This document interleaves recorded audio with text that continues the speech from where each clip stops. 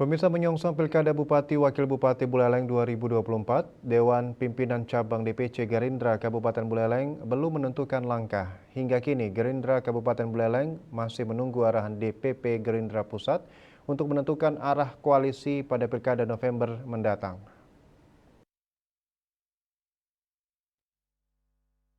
Ketua Dewan Pimpinan Cabang DPC Gerindra Kabupaten Buleleng Gede, Harja Astawa mengatakan pihaknya selalu menjalin komunikasi baik di internal DPC Gerindra Buleleng dan DPD Gerindra Provinsi Bali untuk menyambut Pilkada Buleleng dan Pilgub Bali.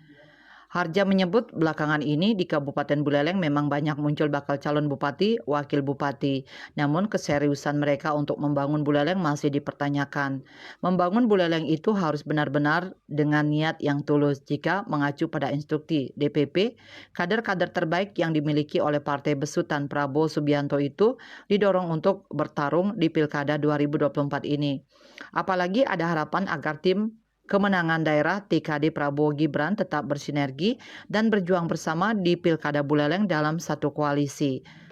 Secara pribadi pihaknya tetap akan mencari yang terbaik untuk Buleleng karena tugas berat yakni mengawal dan mengamankan kebijakan keputusan dan program Prabowo terkait Bandara Bali Utara. Sementara itu, untuk Pilgub Bali, Harja menyebut sudah ada komunikasi beberapa tokoh baik di internal partai maupun di luar partai yang sudah berkomunikasi langsung dengan pimpinan Partai Prabowo Subianto. Yuda melaporkan.